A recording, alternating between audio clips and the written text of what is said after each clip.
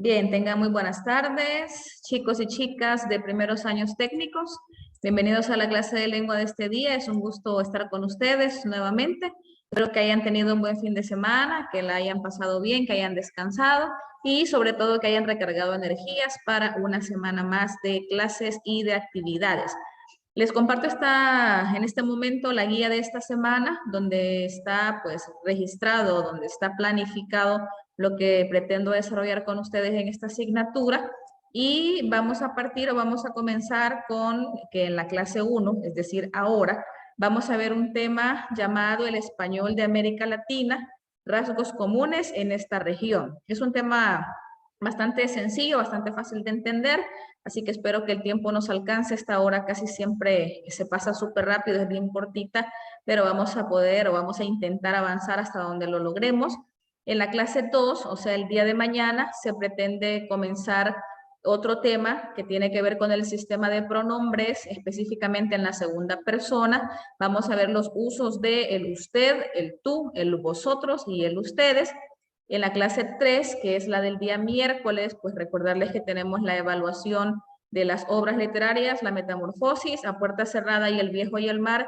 Este día miércoles no habrá clase en Zoom, digamos, no habrá una clase en vivo, así como la estamos teniendo ahorita, sino que a la hora de la clase, todos y todas se conectarán a la plataforma del colegio, al apartado ejercicios, a realizar la evaluación de esta obra. Si hay alguien que venga de manera presencial, pues nos vamos al centro de cómputo, ahí lo va a realizar y me trae por favor su cuaderno con la ficha de lectura realizada ya para revisársela, y los que se quedan en casa pues me envían la ficha por correo en un documento en PDF como lo hemos estado haciendo prácticamente todo el año. El día viernes el tema es la cohesión, específicamente los conectores y la corrección ortográfica con el uso de abreviaturas. Este es el día, el viernes es el día que les comento que dependiendo de cómo avancemos con la actividad que se tiene con los segundos años y los terceros, o sea, con la promo, yo les voy a notificar cómo vamos a trabajar o cómo vamos a proceder en la clase de ese día. Así que les voy a pedir que estén pendientes del grupo que tenemos en WhatsApp y de los avisos que yo les vaya dando ahí. Vamos a anotar entonces el tema para hoy. Me hacen el favor ustedes de anotarlo en su cuaderno. El primero nada más. ¿Cuál es el español de América Latina? Rasgos comunes en esta región. Y el indicador de logro que van a anotar, obviamente, es el primero, que es el que corresponde al primer contenido. Y el indicador de logro dice, comenta los rasgos fonéticos, morfológicos y sintácticos del español y sus variantes geográficas en América. ¿Qué quiere decir? Que este tema, o con este tema nos vamos a sentir bastante identificados, digamos, porque hasta cierto punto vamos a ver algunos elementos generales que tienen que ver con cómo nosotros utilizamos el español. Obviamente, y creo que es bastante claro que nosotros no hablamos el español de igual manera que los españoles peninsulares, ¿sí? Los españoles, que valga la redundancia, están en España. El acento, la pronunciación, la sintaxis, el léxico, el significado de las palabras, quiera o no, cambia de una región a otra, de un país a otro. Entonces eso es lo que vamos a ver. Para eso vamos a utilizar la información de nuestro libro de texto. Hoy lo vamos a utilizar porque la información que retomaremos estará o la vamos a sacar de ahí. Entonces, ¿qué vamos a fijarnos? Que prácticamente en América Latina, pues la mayoría de países manejamos o tenemos como lengua oficial el español, y hay elementos que nos caracterizan en cuanto a la pronunciación de unos países y otros. Así que eso es lo que vamos a ver. En cuanto al contenido socioemocional o la parte de la reflexión, digamos, esta semana vamos a estar hablando del folclore, y lo primero que vamos a ver y lo que vamos a ver hoy específicamente, porque vamos a estar hablando de este tema toda la semana, entonces no vamos a abarcarlo todo, sobre todo porque el tiempo es corto y no me puedo extender mucho hablando de esta parte introductoria o esta parte que sí tiene que llevarnos a aprender o a reflexionar sobre ciertas cosas, y lo vamos a centrar, lo que vamos a hablar ahora, acerca del folclore, que es, pues ahí observamos en la pantalla que se escribe de diferentes maneras, que proviene del inglés, pueblo, acervo, saber o conocimiento, ¿Y qué es? Es el cuerpo expresivo de la cultura compartida por un grupo particular de personas. Abarca las tradiciones comunes a esa cultura, subcultura o grupo. ¿Qué quiere decir? Que el folclore es todo aquello que caracteriza a un grupo de personas que están en ciertas o que tienen diferentes o distintos patrones culturales y que los hacen diferentes a su país, los hacen diferentes de otros, aunque haya parecidos o aunque haya rasgos semejantes, cada país tiene su folclore, tiene su idiosincrasia. Ahora, este folclore que incluye, lo podemos observar ahí en la guía también, tradiciones orales, cuentos, leyendas, proverbios, chistes. Yo agregaría ahí también bombas, música tradicional, bailes tradicionales, cultura material, y ahí nos dice que va desde los estilos de construcción tradicionales hasta los juguetes hechos a mano, es decir, que las artesanías, estas cosas de las que estuvimos hablando la semana pasada, los trompos, los yoyos, los capiruchos, estas cosas al final tienen que ver con el folclore, tienen que ver con lo nuestro. Entonces, ¿qué vamos a estar viendo esta semana? Vamos a estar digamos que recordando qué elementos ustedes conocen o saben que son parte de nuestro folclore, aparte de la música, que es lo que casi siempre relacionamos, ¿verdad?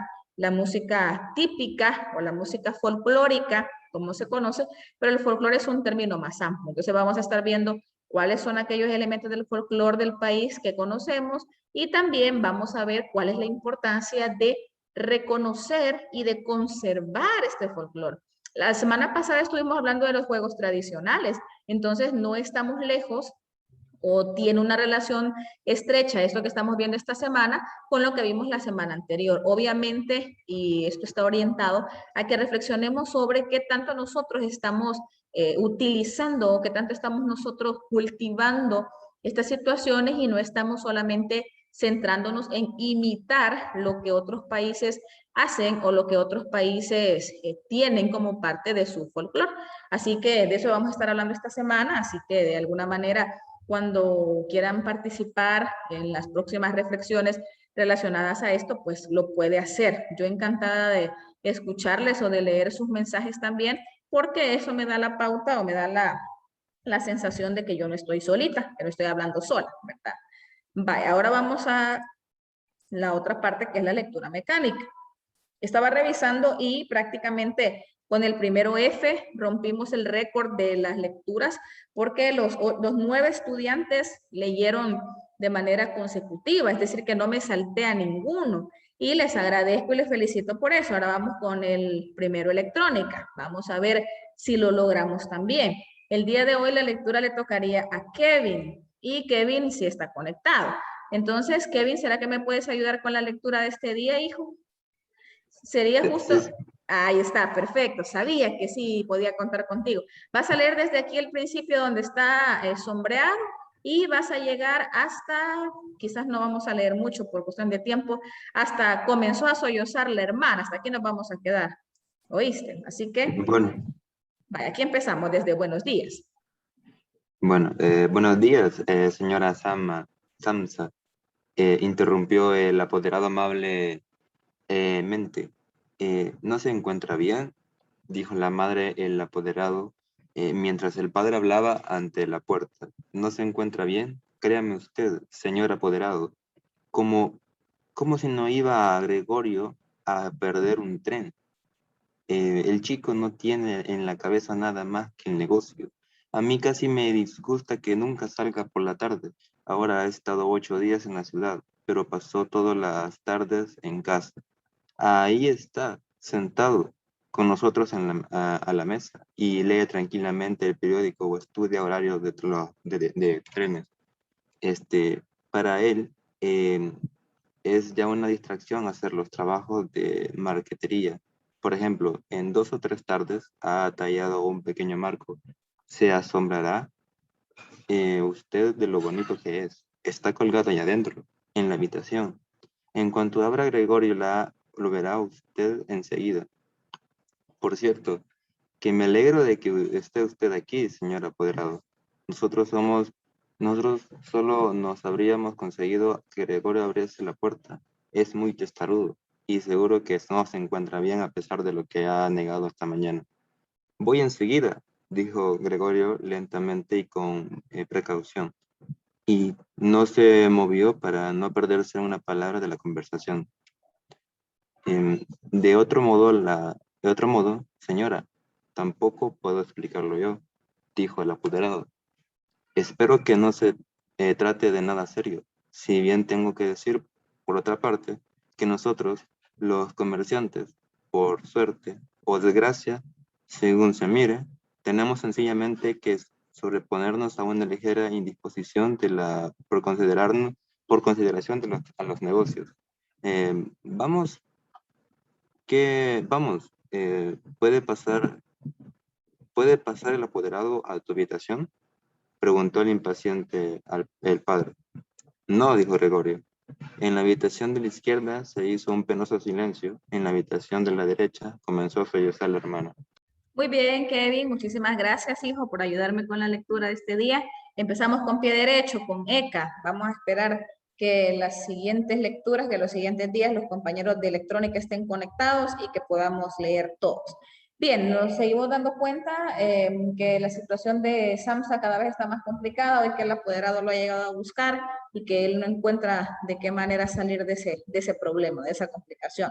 Sé que a esta altura todos ya leyeron la obra y así como han leído la Metamorfosis, pues también ya hemos leído, ya debemos haber avanzado en La Puerta Cerrada y en El Viejo y el Mar.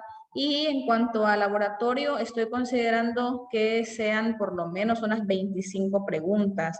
Entonces se los aviso para que usted esté alerta, que esté conocedor de más o menos cuántas preguntas van a venir y que sepa que obviamente en esas 25 preguntas habrá preguntas, perdón, de las 3 obras, ¿verdad? Así que le aconsejo que las lea las 3, todavía hay chance, hay tiempito, pero no se confíe. Igual con la ficha, haga la ficha para que de esa manera usted sabe que tiene un punto ahí garantizado que le puede ayudar a salvar su calificación si en algún momento sale mal. Y acuérdese que en las notas esta vez no habrá segundas oportunidades. ¿Qué quiere decir? Que si usted saca 9 en el laboratorio y manda la ficha, tiene 10. Si saca 7 en el laboratorio y manda la ficha, tiene 8. Si saca 5 en la evaluación y manda la ficha, tiene 6.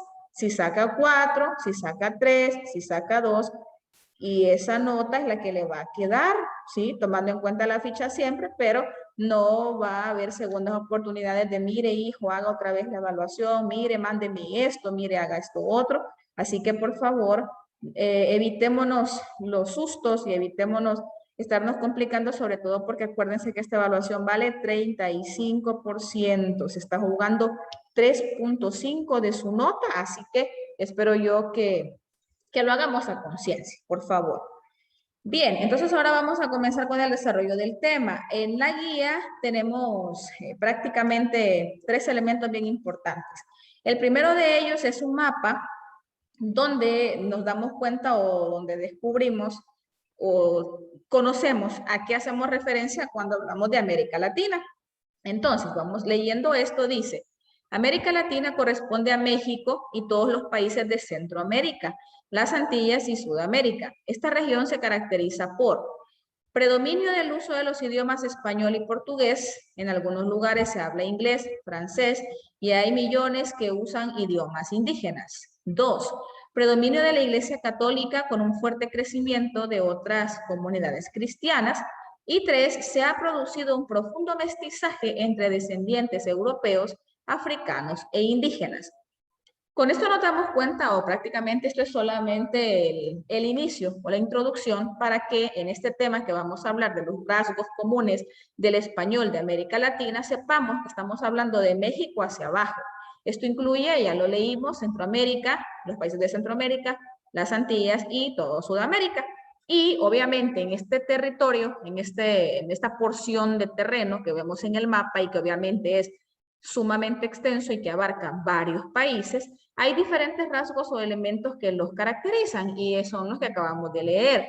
No solamente se habla español, que sí es el común denominador, por supuesto, pero también hay otros idiomas que se hablan y que son una lengua oficial también, como el inglés, el francés y también idiomas indígenas. En el caso de nuestro país, por ejemplo, Ustedes saben que todavía hay algunos pueblos donde se pretende cultivar o donde se pretende echar a andar y no dejar morir el náhuatl, por ejemplo, que es una de las lenguas indígenas que nosotros tenemos o que en nuestro país se ha manejado.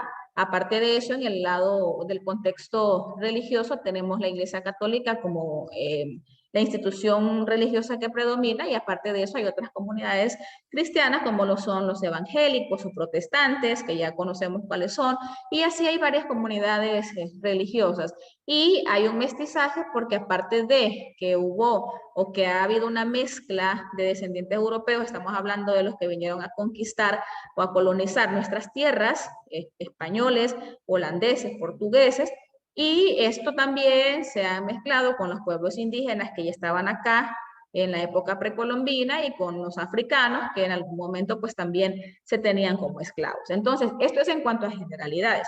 Pero lo que nos importa ver a nosotros en este tema o lo que vamos a ver es ya hablando propiamente del español, o sea, del idioma que se utiliza como una lengua oficial y cuáles son aquellos rasgos que nos caracterizan. Y vamos a dividir o vamos a ver que hay dos elementos, los rasgos fonéticos y los rasgos léxicos.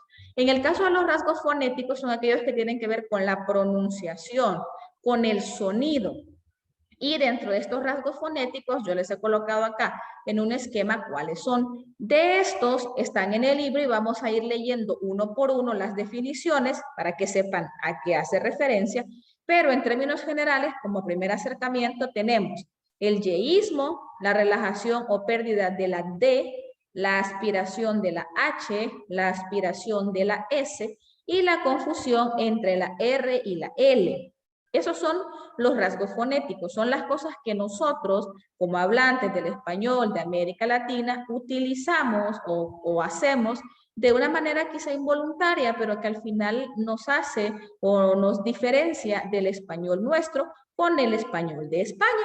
Entonces, aparte de estos rasgos fonéticos que ya vamos a ver, la definición y los ejemplos de cada uno, están los rasgos léxicos. Esos tienen que ver con la introducción de ciertos vocablos para la producción de palabras diferentes o que en otros países no se utilizan y en otros sí. Y esto viene dado por el uso de indigenismos, de arcaísmos y de afronegrismos. O sea que ha habido palabras que son del español ahora, pero que vienen prestados o que vienen de una evolución o de un préstamo o de una adquisición de palabras que ya estaban establecidas en otra lengua. Puede ser, en el caso de los indigenismos, pues obviamente estamos hablando de las lenguas indígenas. En el caso de los arcaísmos, son elementos lingüísticos cuya forma, significado o ambas resultan anticuados o viejos o antiguos.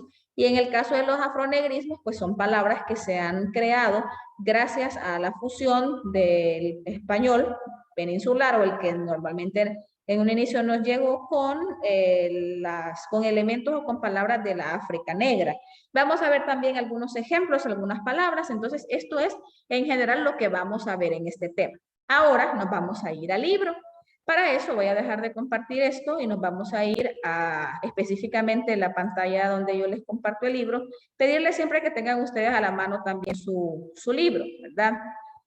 Estamos en la plataforma Santillana, les recuerdo, para que no se les olvide, entramos en este caso yo entro a la clase, ustedes ingresan al curso de lenguaje, como aparece ahí, me voy a actividades. ¿En qué semana estamos? En la semana del 20 al 24, entonces es esta. Le doy clic, ingreso y ahí me van a salir un par de actividades o recursos que yo estoy proponiéndoles a ustedes.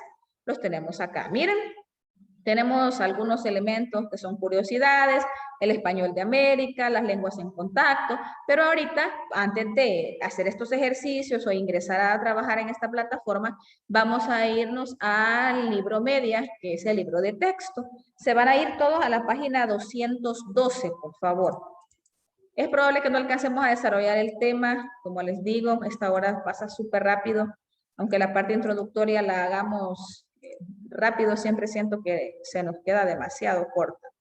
Vaya, entonces vamos a comenzar a leer. Esta primera parte es bastante teórica, Así que no sé si alguien tiene la intención de colaborarme y leer esto que estoy compartiendo ahorita, que prácticamente es el primer subtema. Algún voluntario o voluntaria que active su micrófono y me diga, yo, señor, solo es cuestión de leer esa teoría.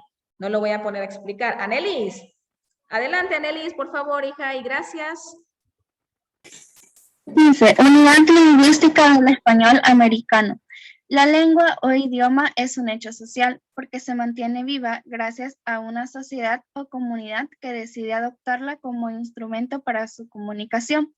El español es lengua oficial en 19 países en el continente americano. México, Guatemala, El Salvador, Honduras, Nicaragua, Costa Rica, Panamá, Cuba, República Dominicana, Puerto Rico, Venezuela, Colombia, Ecuador, Perú, Bolivia, Paraguay, Chile, Argentina y Uruguay. En cada uno de ellos, aunque las características fonéticas, morfológicas y sintácticas experimentan cambios, el registro fundamental de la lengua se mantiene estable y garantiza la comunicación entre hablantes de diferentes regiones. Perfecto, Anelis. Muchísimas gracias, hija. Si se fijan en eso que Anelis nos acaba de hacer el favor de leer, creo que no hay mayor explicación o no hay mayor interpretación porque es información objetiva y clara. Para comenzar, nos define o nos hace recordar que la lengua o el idioma es un hecho social. ¿Por qué? Porque nosotros mismos, como comunidad de hablantes o como sociedad, la reproducimos. ¿Sí? Por ejemplo, ustedes, nosotros aprendimos a hablar español porque nuestros padres hablan español y nos enseñan. Y ellos aprendieron porque nuestros abuelos les enseñaron también. Y así sucesivamente vamos con la cadena hasta que nos vamos a la época de la conquista y la colonia, donde el castellano, el español, se instaura como la lengua oficial de los conquistadores y obviamente de los conquistados también. Luego nos dice que el español es la lengua oficial de 19 países, nos menciona cuáles son esos países. No es necesario que se los memorice, ¿sí? Yo no les voy a preguntar en el examen, no les voy a poner a decir, me mencione o diga cuáles son los 19 países. No, solo es cuestión que usted se ubique y si se fija, coincide con la definición o con la ubicación que teníamos de Latinoamérica en el mapita que vimos al inicio.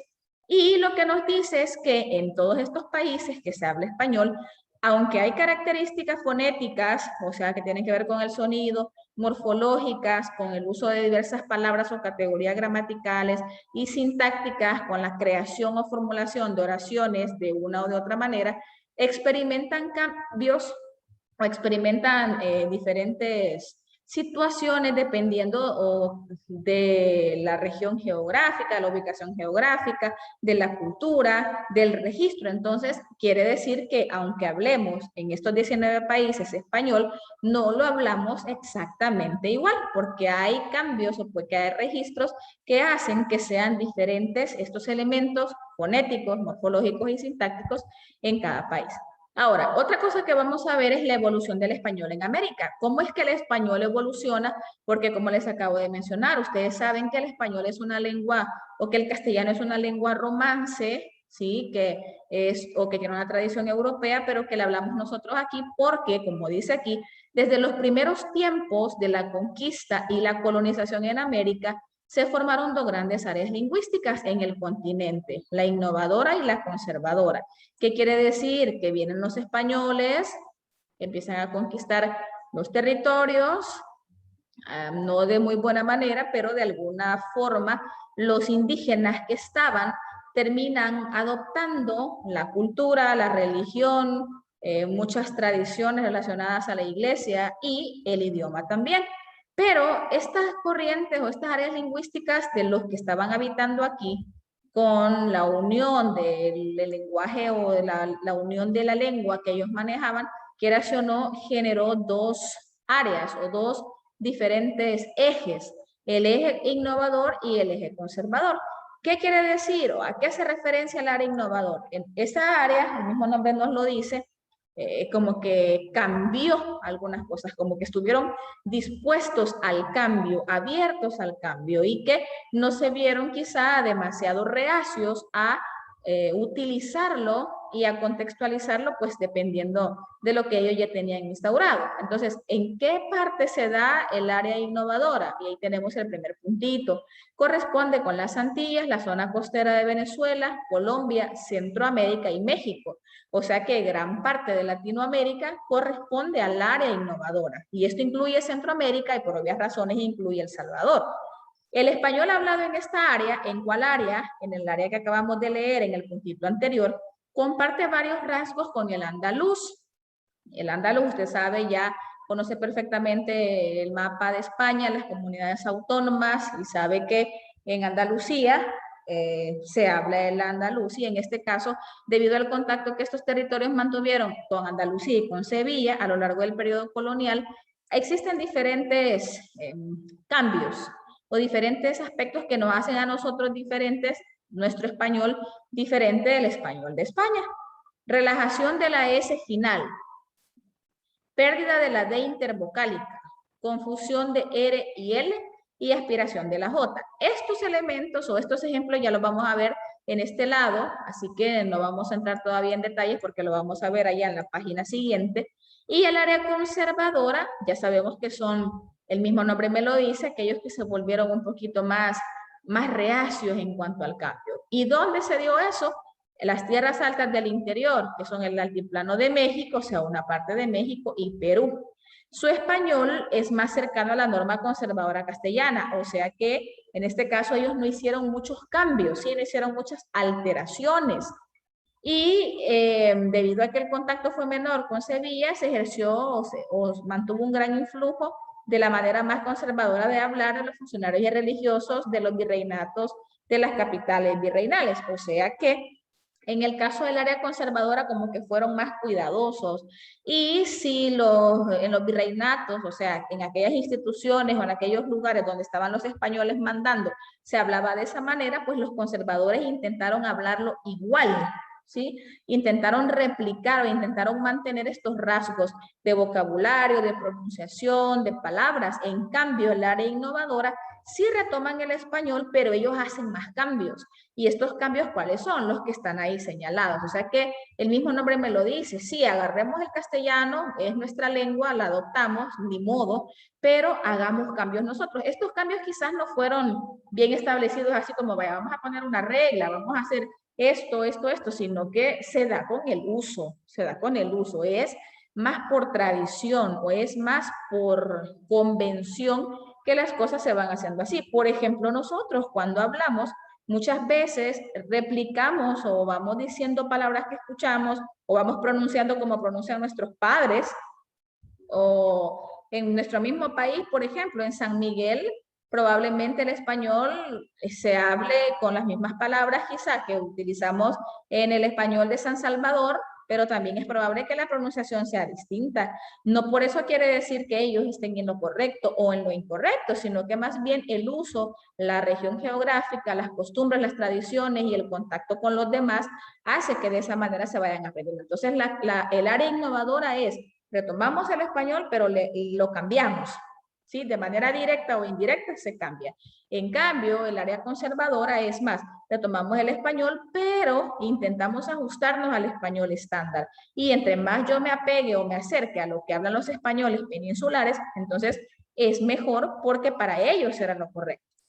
Ahora dice, en el siglo XIX, el proceso de independencia de las colonias americanas, esto es importante, independencia de las colonias americanas. ¿Qué quiere decir? Que en este caso se pretende o lo que querían hacer o lo que procuraban era dejar de, digamos, dejar de transmitir o dejar de estar rindiendo cuentas a la corona española y los criollos se terminan independizando. Entonces esto provocó cambios también en la parte lingüística, ya que cada país en su proceso de independencia adoptó una actitud distinta ante el idioma.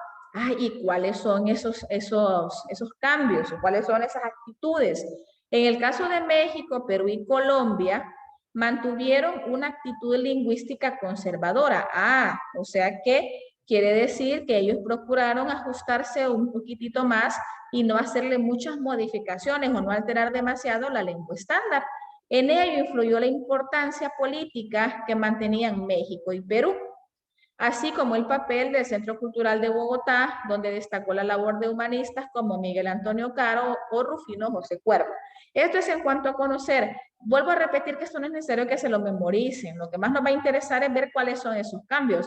Pero esto es solo para que sepamos y para que usted, que yo sé que muchos de ustedes siguen a youtubers o que ven programas o novelas o series de otros países, siempre de habla española, y que es clara la diferencia en cuanto a cómo se habla el español. O muchos de ustedes juegan en línea y a veces conviven o platican con personas de otros países que siempre hablan español, pero que es claro y que usted con solo escucharlos puede decir, ah, este es colombiano, o este es mexicano, o este es argentino. ¿Por qué? Porque hay rasgos bien específicos que diferencian el español de un país con otro. En el caso de los países costeros del Caribe, persistieron en una actitud innovadora.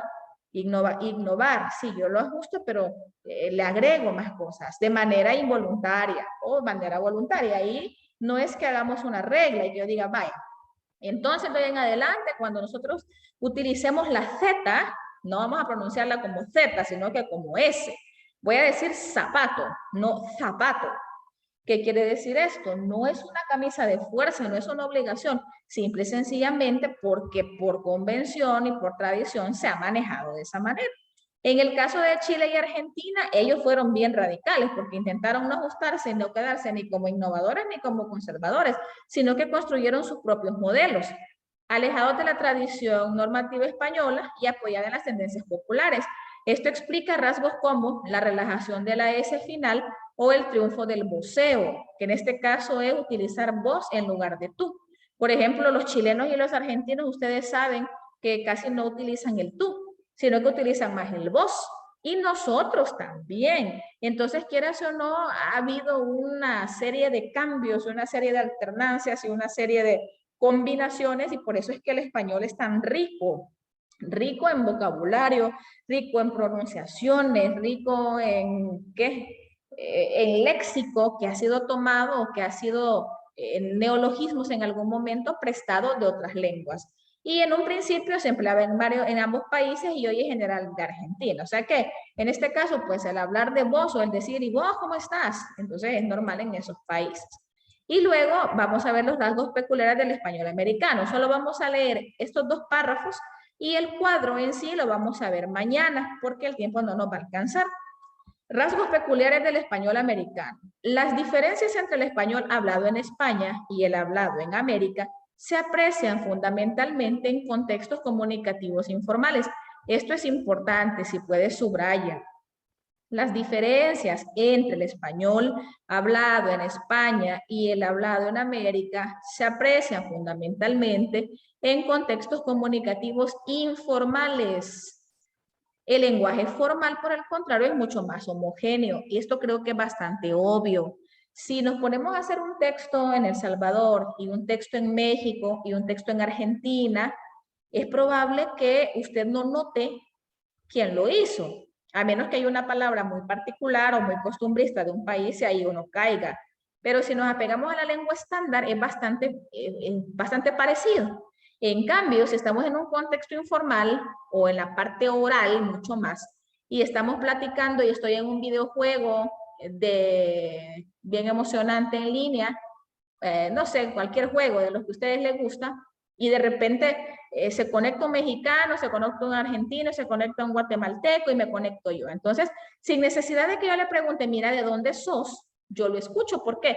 Porque ya interactué con él y porque su acento, sus palabras, su vocabulario, su forma de utilizar ciertas oraciones me da a entender de dónde es. Entonces, el lenguaje informal o el texto informal oral, más que todo, nos hace distinguirnos unos de otros. Y en cuanto a las peculiaridades del español de América, afectan a todos los planos. Plano fónico, sonido, léxico, palabras y morfosintáctico, el uso de las categorías gramaticales y la creación de oraciones. Y luego vamos a ver la tabla donde se señalan los rasgos más importantes. Pero eso lo vamos a ver mañana. Quiere decir esto que mañana vamos a empezar la primera parte de la clase viendo este cuadrito. Vamos a hacer este ejercicio. Les voy a poner un par de videos que les traigo para que nos distraigamos un ratito y que veamos más o menos cómo es que estos rasgos lingüísticos del español de América son claros y los podemos identificar. Y luego vamos a empezar el tema de los pronombres porque la hora de mañana es un poquito más extensa. Así que les pido que sean puntuales, por favor, porque eso también, quiera o no, ayuda. Yo espero quizás unos 5 minutos, ¿verdad? Es el tiempo, digo que prudente para que nos podamos conectar, pero a veces cuando hay alguien o cuando empezamos la clase, hoy por ejemplo estaban 3 nada más al inicio, se fueron incorporando más, pero en la medida de lo posible que se conecten más temprano o bueno, justo a la hora, digamos, es más fácil para que el tiempo no se alcance. Así que nos vamos a quedar hasta acá. Voy a dejar de compartir y si pueden señalen en su libro donde nos quedamos para que sepan dónde vamos a partir mañana y si a mí se me olvida usted me acuerda. Así que nos quedamos hasta acá, chicos. Que tengan una excelente tarde, lean las obras por favor y hasta mañana. Adiós. Adiós, señor, muchas gracias. Adiós, Bueno, señor, hija. gracias. Bueno, Gracias, Emanuel. señor. Por nada, hija, Señor, hasta yo luego. tenía una pregunta. Dime, hija. Nosotros hemos decidido hacer la parte de lo del proyecto así por video en el que vamos a salir nosotros. Ajá. Entonces, yo le quería preguntar que si podíamos salir con el uniforme diario o con el uniforme de deporte, porque no todos tienen el de diario. Entonces, Vaya, no sé hija, si habría... no habría ningún problema. Si quieren, lo mejor es estandarizar. Si hay algunos que no tienen el de diario, salgan todos con el de deporte, no habría problema. O a menos que se alternen. Por ejemplo, si sale uno de diario, uno de deporte, uno de diario, uno de deporte, para que se vea más organizado. Pero si salen de deporte, no hay ningún problema. Aunque acuérdense que la presentación también es importante. Entonces, si no, otra cosa que pueden hacer para no salir uniformados es colocarse como, no creo que se les vaya a ver todo el cuerpo, si se graban solo de la cintura para arriba, pueden vestirse con alguna camisa, algún traje, alguna chaqueta, no sé, pueden salir de particular también, si ustedes gustan. O si no, los que tengan el de diario, que salgan de diario, y los que tengan solo el de deporte, ustedes me justifican por qué.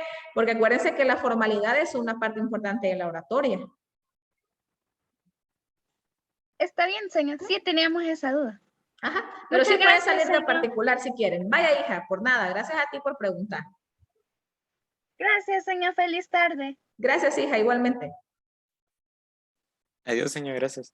Adiós, Diego, con gusto, hijo, hasta mañana.